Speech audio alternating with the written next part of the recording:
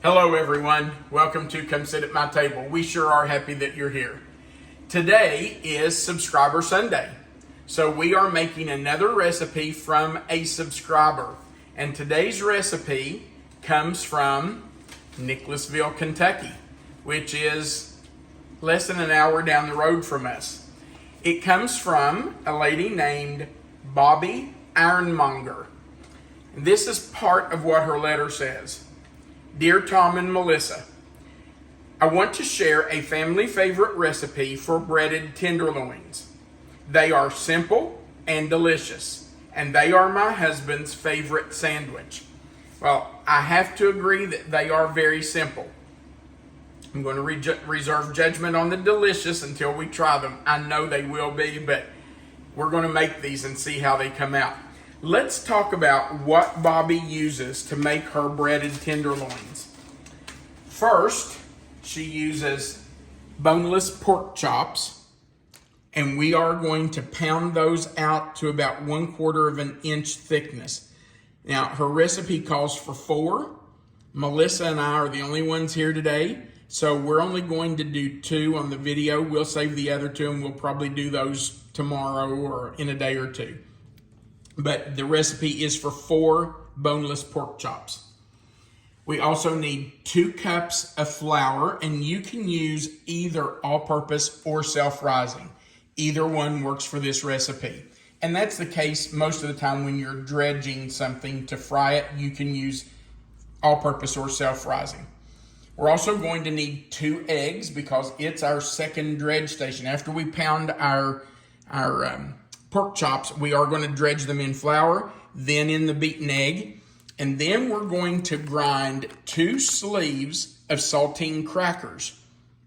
And we will grind those in a food processor. If you don't have one, you can just put them in a baggie or something that you can use to pound, and use a mallet or a rolling pin or a can of green beans, whatever you have, and just pound those up really fine. Then we're going to need a little salt. Even though we're using saltines, they don't really have that much salt, so we are going to use a little salt to salt our tenderloins while they're frying. And of course, if you're going to use it as a sandwich, you're going to need some buns or bread. Also, you may want to get some toppings to put on your sandwich and condiments. I know that Bobby says she likes mustard and mayonnaise on hers. No, mustard and ketchup on hers. Melissa and I will probably do Miracle Whip or mayonnaise, so you can use those. Other toppings you could use would be a sliced onion, tomato, pickles, anything basically that you would put on a hamburger.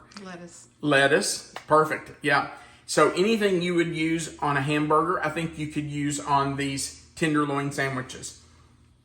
Now, the first thing we have to do is pound our tenderloins to about 1/4 of an inch thickness. There's a couple of reasons for that. You want to pound them flat because you want them to fry quickly. You don't want to have to fry them forever to try to get the middle done. And you want it to fit your bun. So we're just going to take this mallet, and I am using the smooth side, and we're just going to pound this out until it's about 1/4 of an inch thickness. Now, if you don't have a mallet, again, you can use a rolling pin, you can use a can of vegetables that's heavy, whatever you have. My goodness, if you have nothing else, you probably have a hammer. You could use a hammer to do this. Let's check and see how it's coming. Is that about 1/4 of an inch? Probably needs to go down just a little bit more. It's not quite that thin. So I'm just going to put some muscle behind it and pound it out. You also want to think about the size of your bun. You want your tenderloin to at least cover your bun, if not a little bigger. So don't be afraid to pound it out. Okay, that one's about 1/4 of an inch thick. Our pork tenderloins or boneless pork chops have been pounded out to 1/4 of an inch thick. Now we're just going to put our flour And I've got a pie plate to put that in, just because I think that makes it really easy, but any kind of a dish with sides will work. Just put that in. And we need to put our eggs in and get those beaten up. So let's get the first one in. I'm not convinced 2 eggs is going to be enough for 4 tenderloins, but they may. 2 may be enough. We'll see. All right. Now I did break my second egg in a separate bowl, just in case it was a bad egg. But it's not, it's a good egg. So we're going to add it. And now we need to beat those up. You want to get them beat up pretty well, because beaten up pretty well, because there's something in that one and I don't like that. I don't know what that is. Right there. I think it's just a piece of the egg, but still, I don't care for that. So I'm getting that out of there.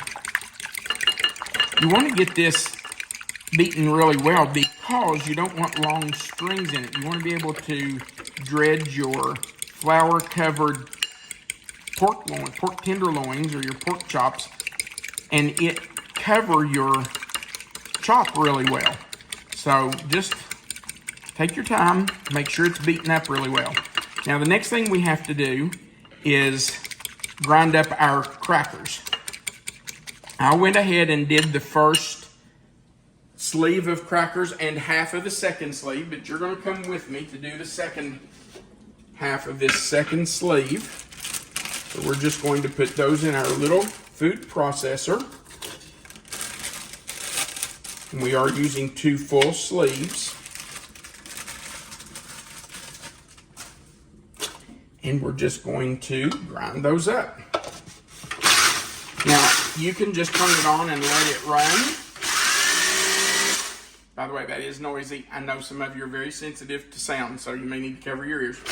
You can just let it run, but I prefer to pulse it, because that way I can see when it gets to the point where I want to stop.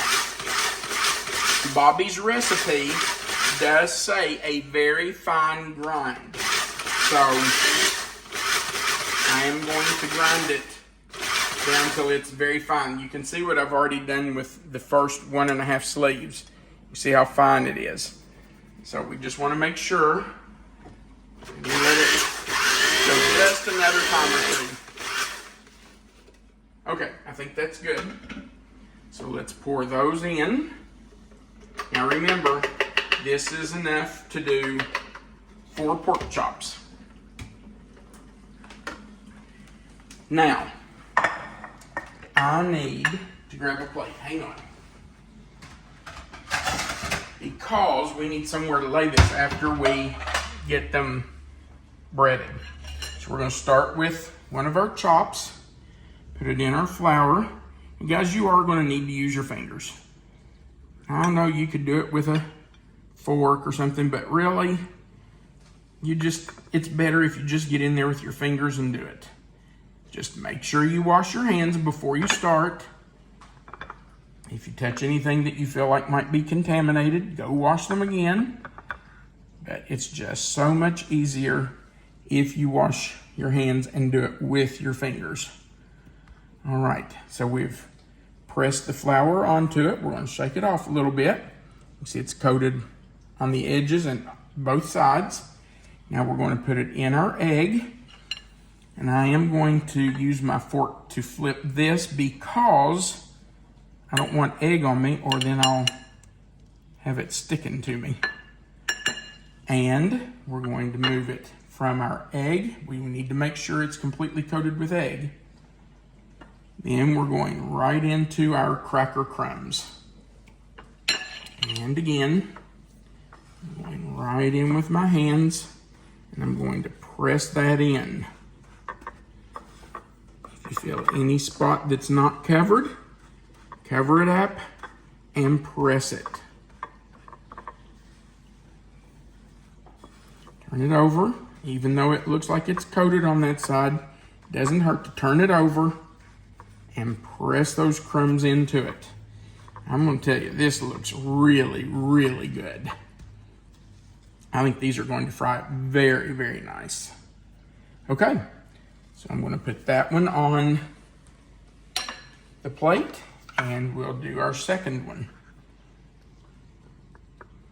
I did take the third and fourth chop, and I covered them, and they are in the refrigerator. Melissa and I will probably have those tomorrow. We are having these for lunch today. We actually don't eat 3 meals a day, do we? No. We like breakfast and then a meal. Yeah, we do breakfast kind of late, and then we like to have one more meal kind of late afternoon. Usually we eat around 3:30, 4 o'clock. Then we're done for the day. All right, I'm into my egg wash, and I do want to just move that around, make sure the edges are covered. Flip it over. Now you can see, even though that side was down, this is wet, that's not. So I need to make sure that I get it wet before I move it over. Otherwise, those cracker crumbs are not going to stick to it. And this side is not wet. So I need to make sure I get egg on all of that. You just have to make sure it's good and wet. Okay, now into our cracker crumbs we go. We're gonna let that drain for just a minute. Okay, and again, we'll put some crumbs up on it and press those in. Press it in good. Flip it over.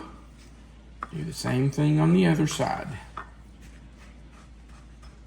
All right, now we're going to turn our oil on and get it hot before we start frying our pork chops. We forgot to mention that we are using oil, but you do have to have some oil in your skillet to fry.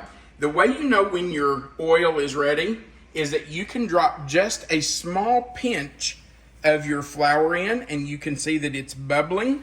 So we know that it is ready. So let me grab a clean fork, and we will get these in the skillet to start frying. And you can see that they immediately start frying as soon as I put them in. Now, it's only going to take 2 to 3 minutes on each side, so we will continue to let them fry.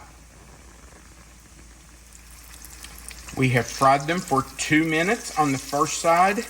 Look how delicious that looks. So we're flipping them over. I'm going to set our timer for 2 more minutes, and then I'm going to salt them. I did salt the first side, but you do need to salt both sides, and you don't need to have a measurement, just a pinch of salt on each one will do it. All right, we have an hour. We have 1 minute and 40 seconds left on that side. Our timer is going off, so our 2 minutes are up. I'm going to turn the fire off. What did you fry those on? What temperature? I started the oil on high to get the oil hot, and then when I put them in, I turned it to medium. And then once they started frying really well, I turned it down to medium-low, because they were frying really well. Okay, so those are ready. I am going to put just a little more salt on them, because pork needs salt. Pork is a little bland by itself. So we are going to slice our tomato and onion and get our condiments ready, and then we'll come back and make a sandwich. Our breaded tenderloin sandwiches are ready, and we're going to have lunch in just a minute. By the way, you can see that we are having some strawberries, black seedless grapes, cantaloupe, and some barbecued potato chips with it today. Bobby, thank you so much for sending this in. I can already tell you just from looking at it that this is a wonderful sandwich. And Melissa has already told me not to ask if she wants the first bite. Because I already snuck a bite of mine.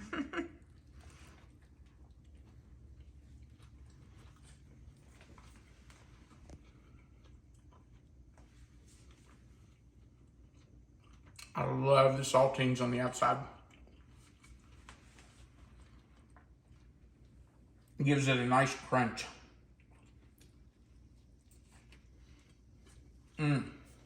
That is so good.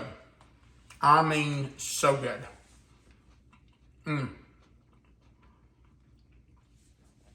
That's delicious. Thank you, Bobby. We appreciate that. And that's easy. Very simple to do. I can see why it's her husband's favorite sandwich. I can. By the way, on mine, I put Miracle Whip, tomato, onion, and pickle. That's what I like. But you can put whatever toppings, whatever condiments you want on yours. All right. Thank you so much for watching our Subscriber Sunday video today. We do appreciate it. Remember that right under the video where you see the title of this recipe, if you click in that description box anywhere, it will expand. Melissa always puts the written recipe there for you, and our contact information is under that recipe. We would appreciate you clicking that like button. And if you haven't before, click that subscribe button, the little notification bell beside of it, and the word all. That subscribes you to our channel, and YouTube will notify you every time we put up a new recipe. Of course, there is a place at the bottom for you to leave a comment, and we would love to hear from you. We always enjoy reading your comments. So feel free to go down there and leave a comment for us. We do appreciate those. Thank you again for watching. We want you to remember that you are always welcome to come sit at my table. Have a great day.